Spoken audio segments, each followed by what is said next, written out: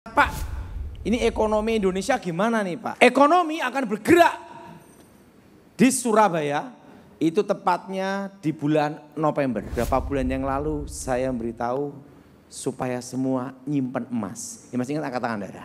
Menanti tahun 2025 resesi ekonomi yang sebenarnya. Pak, apakah nanti waktu resesi kita akan terasa berat?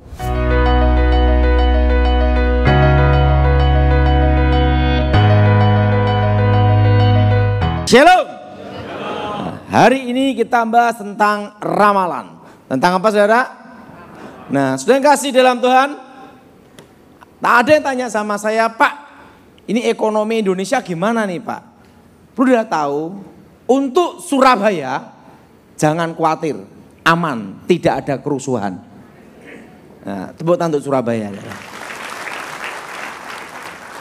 Ekonomi akan bergerak di Surabaya, itu tepatnya di bulan November. Kenapa? Setelah penetapan Capres-Cawapres, ekonomi akan bergerak. Kenapa? Karena dana siluman turun semua. Jelas saudara? Dana siluman apa? Ngomong sama sebelahnya, kamu siluman dan yang tidak dilaporin pajak, wah, caleg-caleg apa semua, beredar semua. Dan ingat, Jawa Timur ini menjadi perebutan untuk suara. Sehingga apa? Dananya banyak turun ke Jawa Timur, terutama Surabaya. Nah, kalau dapat order, ingat saya 2%. Ingat saudara, karena apa? Karena ingat, ini semua akan turun.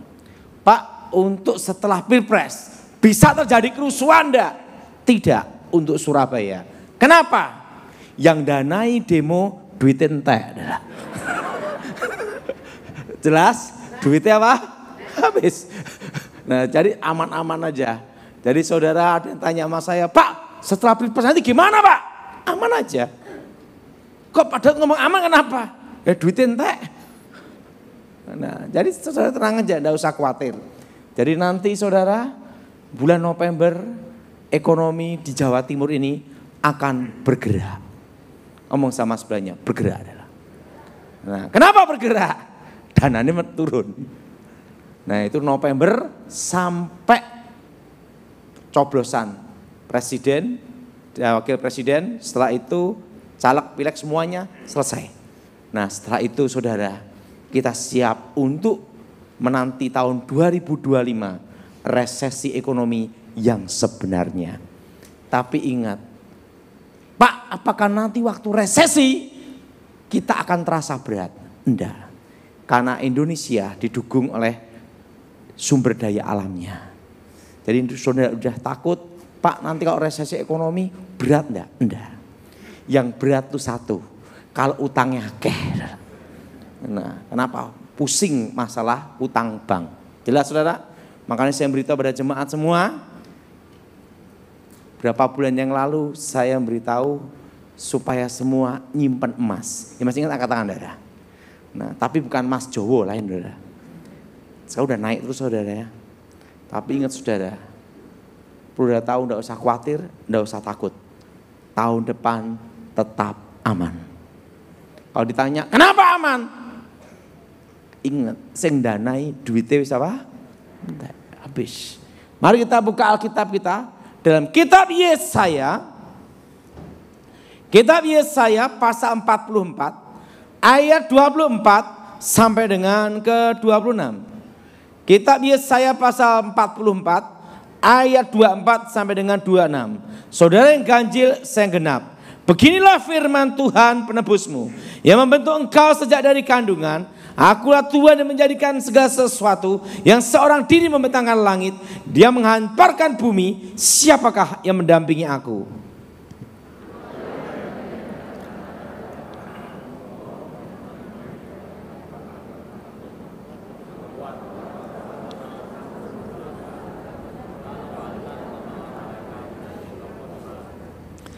Akulah yang menguatkan perkataan hamba-hambaku dan melaksanakan keputusan-keputusan yang diberitakan utusan-utusanku. Yang berkata tentang Yerusalem baiklah ia diamin, dan tentang kota Yehuda Beria dibangun, aku mau mendirikan kembali reruntuhannya. Dikatakan bahwa peramal-peramal pembohong. Apa saudara? Dan katakan tenungan-tenungan. Nah saudara, sering kita ini mendengar santet atau ditenung. Arti santet itu sama tenung itu ada perbedaan. Santet adalah untuk membunuh jarak jauh. Dan santet itu juga berupa namanya kutuk serapah. Jadi membunuh jarak jauh atau bikin orang sakit parah. Apa saudara? Bikin orang sakit apa? Parah.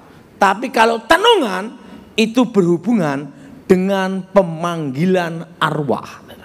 Apa saudara? Arti menenung itu memanggil. Nah, minta bantuan arwah. Nah, untuk apa? Semua yang berhubungan dengan ramalan itu selalu berhubungan dengan arwah orang mati. Apa saudara? Berhubungan dengan apa saudara? Arwah orang apa? Mati. Karena dipercaya arwah orang yang sudah meninggal itu mengetahui masa akan datang. Mengetahui apa saudara? Mengetahui apa? Masa akan apa? Datang. Sehingga ada tempat ibadah tertentu atau ritual tertentu untuk mengundang arwah leluhur. Ini yang disebut namanya menenung. Apa saudara? Untuk memanggil apa? Arwah. Memanggil roh supaya masuk. Nah, pada waktu roh itu masuk, biasanya anak di bawah usia 5 tahun itu bisa lihat. Kalau roh itu waktu masuk, itu anak di bawah usia berapa? 5 tahun itu ngelihat. Roh itu masuk. Nah, waktu masuk itu biasanya geblak. Nah, kalau orang Jawa yang namanya itu adalah perewangan. Apa saudara? Namanya apa? Namanya apa? Namanya perewangan, geblak. Blak. Setelah geblak, bangun, langsung suara berubah jadi roh orang yang sudah mati itu. Nih ngangguk-ngangguk dulu pernah sering manggil. Nah, langsung geblak berdiri, langsung suara berubah, langsung kesurupan, langsung ngomong. Nah, yang jadi pertanyaan, apakah itu arwah orang mati? Bukan. Itu roh setan yang menyamar. Hubungan antara orang mati dan orang hidup terputus. Nah saudara, di dalam ramalan itu nomor 1 ada yang namanya kontak batin. Apa saudara? Kontak apa? Kontak batin. Nah saudara, secara alam roh, ini secara alam roh. Kalau orang itu tidak ada perlindungan, itu ada yang namanya itu kelihatan telanjang. Kelihatan apa saudara? Telanjang. Jadi kalau orang itu pergi ke dukun, kalau dia tidak ada perlindungan, tidak ada benteng, itu kelihatan adalah kayak apa? Telanjang. Nah kalau udah kelihatan telanjang, itu baru bisa namanya dikontak. Bisa di apa saudara? Bisa di apa? Dikontak.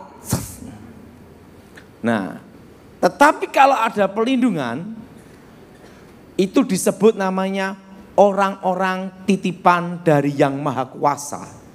Nah itu ada namanya jubah. Tidak telanjang, tapi ada apa saudara? Ada jubah. Ini yang tidak bisa dikontak batin. Makanya ada orang-orang tertentu yang tidak bisa diramal. Jelas saudara? Karena disebut apa? Dilindungi oleh Yang Maha Kuasa. Nah setelah saya bertobat, saya baca Alkitab, Alkitab berkata, kita diberikan Tuhan itu apa? Jubah pujian. Apa saudara? Jubah apa? Nah, jadi kalau kita dalam Tuhan, itu ada jubahnya. Kalau secara alam roh, ini yang tidak bisa ditembus kontak batin. Karena kontak batin ini berhubungan dengan transfer spirit yang disebut transfer karakter. Apa saudara? Transfer spirit, transfer apa saudara? Transfer apa? Karakter.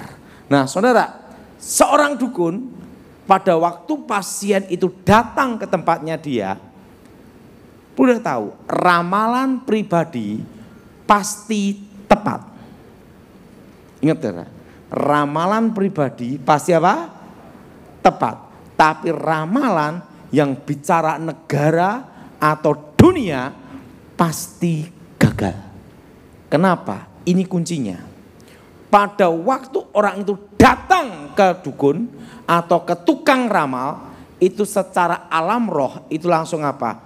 Telanjang. Apa saudara? Langsung apa saudara? Telanjang. Nah itu ditanyain rohnya. Manusia terdiri tubuh, jiwa, dan roh. Nah biasanya itu kalau dukun itu seperti ini. Coba ini ke sini. Ini. Oke. Contoh aja. Nah, ini yang namanya kontak apa? Kontak apa? Kontak penting. Makanya kalau orang pergi ke dukun, tergantung dukunnya itu siapa. Karakternya tidak beda jauh. Nah, ini namanya siapa nih? Roy. Hah? Roy. Boy. Apa? Roy. Roy. Nah, pada waktu datang, jadi orang yang datang, yang nganter, itu secara alam roh, itu langsung apa darah? Telanjang. Roy, anak kamu kan 2. Kamu ini sekarang punya pabrik, pabrikmu dalam kondisi utangnya berat, mau bangkrut, mau disita bank 5 bulan lagi. Kau tahu mau dukun? Tanpa dikasih tahu, seorang dukun pasti akan ngomong ini tepat. Kok bisa tahu Pak Daud? Lah bekas dukun nih. Nah, kenapa? Cara ini yang digunakan dukun untuk meyakinkan pasiennya bahwa di hadapan dia bukan orang sembarangan. Nanti bukan orang apa? Bukan orang apa? Sembarangan. Nah, gimana caranya? Manusia, tubuh, jiwa, dan roh. Pada waktu dia datang ke tempat saya, secara alam roh langsung telanjang. Roh saya ini langsung kontak ke rohnya dia. Langsung saya tanyai, kamu kesini ngapain? Aku posisi mau bangkrut, 5 bulan lagi mau disita. Anakmu berapa? 2. Semua tentang kehidupannya dia, rohnya ini akan cerita ke saya. Nah, langsung saya nyampaikan ke sini. Nah, pada waktu dia datang, disinilah yang namanya transfer spirit. Apa saudara? Transfer apa? Transfer spirit. Nah, misalnya dukunnya itu homo, maka pasiennya akan kena transfer homo. Kalau dukunnya itu tukang kawin, secara alam roh itu nanti pasiennya juga tukang kawin. Yang kendalanya kalau dukunnya males, pasiennya yo males kabeh. Karena apa? Itu masuk dan transfer ini selalu transfer karakter yang jelek. Jelas? Jelas? Jelas? Nah, makanya kalau orang pergi ke dukun terjadi kontak batin di sini, itu ada namanya transfer spirit. Makanya transfer spirit itu hati-hati sekali, saudara. Siapapun yang mendoakan saudara, saudara harus doa namanya benteng Tuhan. Darah Yesus sucikan tubuh jiwa rohku, darah Yesus bentengi. Waktu kita ditumpang tangan atau di gini, kita kan tidak tahu kehidupan orang yang mendoakan. Betul? Betul? Nah itu bisa masuk pula transfer spirit. Nah untuk menghindari itu harus berdoa. Dengar saya semua, darah Yesus sucikan tubuh jiwa rohku. Darah Yesus bentengi. Amin. Amin. Nah jadi kalau orang pergi ke dukun secara alam roh itu telanjang. Jelas? Ya itu bisa masuk transfer. Kalau dukunnya suka judi, maka pasiennya suka judi. Jelas? Dan itu bertahap. Nah, pada waktu roh itu ditanya, disitulah masuk namanya transfer. Apa saudara? Namanya apa saudara? Nah, Pak kalau dukunnya G gimana? Ya jadi G saudara. Masuk saudara. Jelas? Waktu apa tadi? Kontak batin. Perlu tahu, kenapa bisa tahu kehidupan pasien? Karena apa? Ditanyain rohnya. Seorang dukun pasti gunakan ini untuk hal ini, pertemuan pertama kali seorang pasien dengan dukun. Nah, biasanya itu adalah mengikat. Apa saudara? Apa saudara? Mengikat. Nah, transfer seperti inilah itu yang harus dipatahkan, diputuskan demi nama Tuhan Yesus. Karena itu roh itu masuk. Yang kedua, yang pertama adalah kontak batin. Apa saudara? Kontak batin. Nah, yang kedua adalah ilmu terawang. Apa saudara? Nah, kalau zaman dulu namanya itu ilmu sorot. Orang yang tidak percaya Tuhan, kalau kehilangan mobil, minta tolong ke dukun untuk diterawang siapa yang ngambil mobilnya. Tapi dukunnya kehilangan mobil, lapor polisi. Nah, kenapa? Ada harga yang harus dibayar. Ada apa saudara? Ada apa saudara? Ada harga yang harus apa? Harus apa? Dibayar. Ada harga yang harus dibayar. Nah, saudara, perlu tahu Alkitab berkata bahwa setan itu adalah pendakwa, penuduh. Apa saudara? Pendakwa apa? Pendakwa penuduh. Seorang pendakwa, seorang penuduh itu pasti punya namanya barang bukti. Betul? Pasti punya apa saudara? Barang apa? Barang bukti. Nah, kalau dalam pengadilan, satu alat bukti dan dua saksi. Betul? Betul? Satu alat bukti dan apa saudara? Dua apa? Dua saksi. Nah, Alkitab berkata bahwa iblis, setan adalah pendakwa penuduh.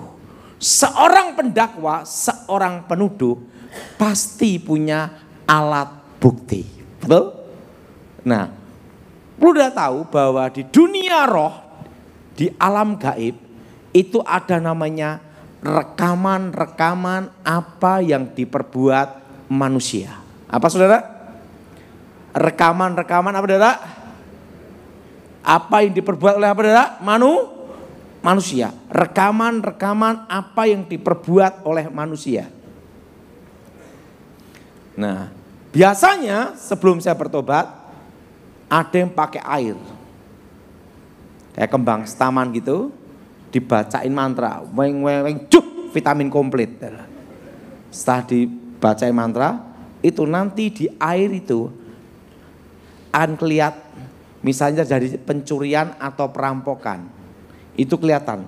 Oh, ini yang rampok, ini jam sekian ada di sini, barang ada di sana. Nah, dulu sebelum saya bertobat, yang sering tanya itu kalau ada kasus pencurian itu polisi. Itu zaman dulu. Pak, ini yang nyuri siapa? Posisi di mana? Gitu lah. Langsung, oh, jam sekian, jam sekian, jam sekian. Kenapa harus jam sekian, jam sekian? Udah tahu, setan itu kerja 24 jam tetapi dibagi 3 shift. Nah, karena ada jam istirahat. Makanya kalau ada istilah penunggu. Atau oh itu di situ ada penunggunya. Oh di situ ada tempat untuk penunggu. Tempat penunggu itu artinya tempat pergantian jaga.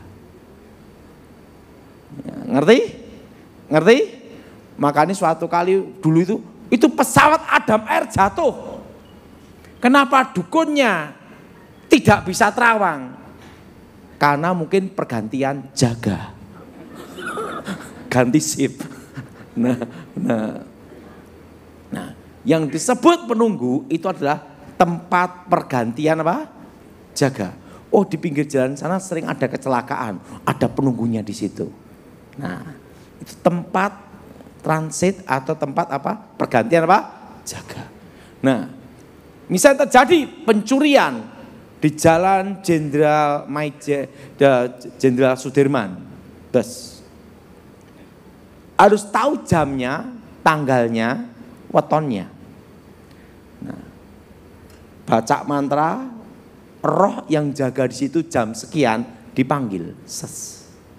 Untuk memberi apa? Rekamannya. Apa saudara? Apa saudara? Oh, ini pencurinya ini, yang rampok ini di sini. Ini posisi lari di sana, di daerah sini. Tangkap jam sekian, ketangkap pasti. Nah, ada yang pakai air, ada yang pakai telur. Telur pun harus telur ayam kampung. Tidak boleh ayam Horn Kentucky Fried Chicken. Kenapa? Setannya takut kolesterol. Nah, telur pun harus telur apa? Ayam apa? Kampung atau telur angsa atau telur bebek. Telurnya begini kan, dibacain mantra. Roh yang jaga di sana dipanggil untuk memberi rekamannya itu. Nah, kalau di alam nyata itu ada namanya itu CCTV, handycam, saya itu video shooting kan gitu dah. Nah, kalau di alam roh itu ada rekaman-rekaman apa yang diperbuat manusia. Jelas? Nah, dipanggil. Ini di telurnya ini langsung kelihatan jalannya pencurian. Nah, ada yang juga kalau guru saya tuh gini. Bukannya sakit kepala, dia gini langsung kelihatan jalannya rekaman. Wah, ini di pabrik ini terjadi pencurian jam sekian, nama ini. Tangkap pasti. Nah, pasti apa saudara? Tangkap.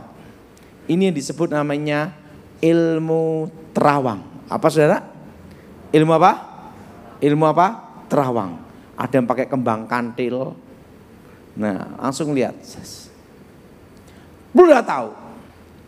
Orang yang minta jasa ini akan ada kutukan namanya bangkrut seumur hidup. Maka dulu sebelum saya bertobat, kalau ada polisi pernah tanya ke masalah itu, setelah pensiun bangkrut habis. Tapi kalau polisinya tidak pernah pakai jasa itu, waktu dia pensiun ya aman aja. Tapi kalau yang sering minta jasa itu ada namanya roh bangkrut. Apa saudara? Roh apa? Jadi kalau suatu pabrik, setelah itu suatu toko atau suatu perusahaan minta jasa ilmu terawang itu akan kena namanya kutuk kebangkrutan. Kutuk apa saudara? Kutuk apa? Dia akan kena sial terus dalam hidupnya. Ingat, setan tidak pernah memberi manusia gratis. Ada harga yang harus dibayar. Gue itu nanti habis itu main ketangkap semua. Kenapa dukun tidak minta ilmunya sendiri, menggunakan ilmunya sendiri? Karena dia tahu ada resiko harga yang harus dibayar. Jelas? Jelas? Pak, kenapa ramalan yang pribadi pasti tepat? Tapi ramalan yang bicara negara atau dunia pasti gagal. Nah, ingat, ramalan pribadi itu tepat karena setan bisa merekayasa supaya itu terjadi. Jelas? Merekayasa, misalnya namamu ini, nanti 5 tahun lagi kamu akan punya toko emas. Nah 10 tahun lagi nanti kamu akan ngalamin ini. dia percaya atau tidak, waktu dia datang ke dukun, roh ini secara otomatis pasien ini menyerahkan nasib dan hidupnya di tangan setan itu. Sehingga setan punya hak untuk melakukannya. Jelas saudara? Jelas? Jelas? Nah, tapi ingat, ada kutukannya. Setelah ramalan itu terjadi, kehancuran. Kutuk bangkrut, perceraian, perzinahan, sakit penyakit, macam-macam saudara. Ada harga dibayar. Nah, tapi ramalan yang bicara negara atau dunia, atau provinsi, atau kampung, itu pasti gagal. Kenapa gagal? Karena tidak semua orang yang di kampung itu, negara itu, atau dunia menyerahkan ke setan. Ingat, bumi dan isinya ini masih di bawah kendali Tuhan. Amin. Masih apa saudara? Contohnya apa? Ramalan tentang apa saudara? Tahun 2000 jam 00. Nanti akan terjadi kekacauan seluruh dunia. Terjadi enggak saudara? Tidak. Ramalan suku Maya. Ramalan apa saudara? Kiamat akan terjadi di 2012. Terjadi enggak? Tidak. Kenapa saudara? Bumi dan isinya ini masih di dalam kendali Tuhan. Amin? Amin? Amin? Nah sekarang ini kalau pilpres yang rame itu ramalan Noto Negoro. Sekarang banyak ngotak-ngatik Prabowo atau Ganjar, kan itu saudara. Nah, tapi yang jelas negara kita ini Indonesia, yang menentukan presiden adalah Tuhan. Jadi tidak usah bingung. Nah, yang jelas sekarang ini nanti yang rame, yang dapat order itu adalah YouTuber. Betul? Berapa hari yang lalu saya ngomong sama anaknya Pak SBY, Ibas Edi Baskoro. Ibas. Mas Ibas, bahwa kampanye zaman dulu sama sekarang itu beda.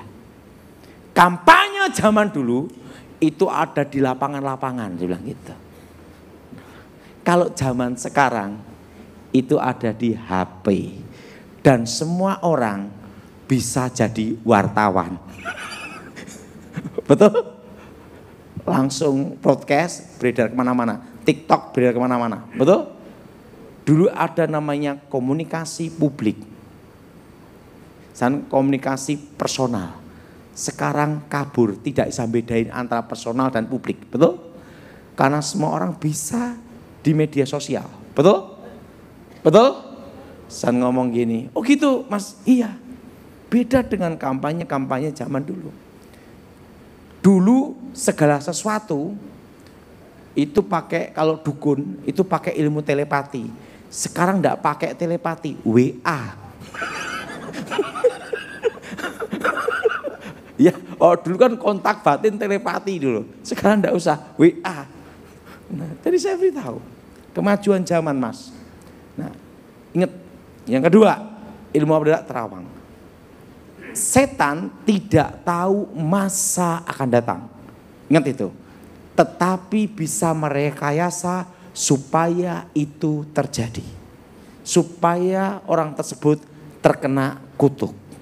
Dan yang berhubungan dengan ramalan selalu ada namanya kutuk alam kubur. Apa saudara? Karena berhubungan dengan arwah. Jelas? Jelas? Ketiga, saya ilmu terawang ketiga yaitu apa? Tanda-tanda alam. Apa saudara? Tanda-tanda apa? Alam. Contohnya, kalau ada burung gagak, wah ada yang mati. Yang jadi pertanyaannya, kalau orangnya pelihara burung gagak, apa mati hidup? Mati hidup. Itu namanya takayul, tanda-tanda alam. Ingat saudara, Alkitab berkata tidak boleh mempercayai itu. Itu adalah kutuk. Suatu kali saya diminta doain orang. Pak Daud, itu di Sidoarjo. Saya ini punya anak perempuan, Pak Daud. Berat jodohnya. Karena dia sering makan di bawah pintu. Di samping pintu dia makan terus, Pak Daud. Maka berat jodohnya. Saya ngomong sama ibu itu, Bu, tidak boleh percaya, itu ada kutukannya. Itu namanya salah satu tanda alam. Tidak perlu percaya seperti itu, Bu. Tapi penting sekali. Tolong anak saya dilihat, Pak Daud, di Terawang.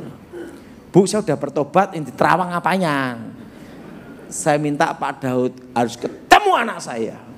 Akhirnya anaknya ditemukan ke saya. Waduh, memang berat. Berat badannya 1 kintal ya. 1 kintal, hidungnya pesek, jalannya gini. Orangnya pendek, gemuk, dia gini. Dalam hati saya, udah tidak usah diramal, tepat. Nah, waktu itu belum menikah. Waktu itu saya belum menikah. Saya ngomong sama dia gini, Nih, kamu tidak boleh percaya, tidak ada hubungan makan di bawah pintu berat jodoh. Percaya, nih, nanti kamu dapat jodoh yang terbaik. Ya harus memberi penghiburan toh. Terusan dia gini, Pak Das sudah menikah belum? Nggak usah jauh-jauh sama bapak aja gitu. Mau biar aku lari aku udah. Wah, ingat tanda-tanda apa? Kita tidak boleh mempercayai itu. Jelas ada lagi burung perenjak. Zaman dulu burung perenjak. Perenjak. Nah, nenek saya ngomong, Ton, ada apa? Mbah, ada apa, Mbah? Ada tamu agung datang. Langsung saya pikir, lebih baik burungnya ditangkap aja.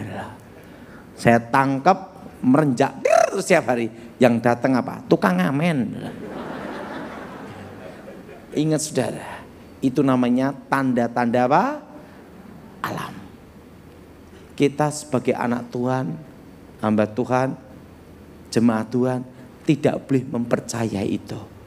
Hidup dan mati kita, masa depan kita, itu di tangan Tuhan. Amin. Amin. Ada lagi. Jadi alam itu ada tandanya. Nah, yang keempat, tanda-tanda di dalam diri manusia. Kalau zaman dulu nenek saya ngomong gini, hati-hati ya sama perempuan kaki gajah. Yaitu wajah keibuan, bodi kebapaan. Yang kakinya gede itu adalah, itu tipe perempuan yang nginjek dan menguasai suami. Hati-hati itu, kakinya gede itu, nendang bola adalah hati-hati. Kenyataannya kaki yang kecil-kecil menguasai suami ya buahnya, betul? Betul? Betul? Ada lagi, hati-hati, untu merongos. Gini, hati-hati, itu tipe adu domba. Tumbak cucuan ngadu sana ngadu sini. Buktinya yang gini adu domba ya banyak, betul? Betul? Sekarang yang gini mudah. Pasang gigi palsu, betul? Copot, betul? Nah, ada lagi sampai orang tuh ganti tai lalat. Tai lalat yang di sini itu tipe setia, yang di sini tidak setia, netral lah. Itu tanda-tanda tubuh. Kita sebagai anak Tuhan, jemaat Tuhan, tidak boleh mempercaya itu. Jelas? Jelas? Itu ada namanya kutuk. Jadi saudara, bulan November ini ekonomi langsung bergerak. Amin. Jadi Surabaya aman enggak untuk tahun depan masa transisi presiden? Aman. Kena aman kenapa? Duit entek lah. Mari kita bangkit berdiri. Bila kau izinkan sesuatu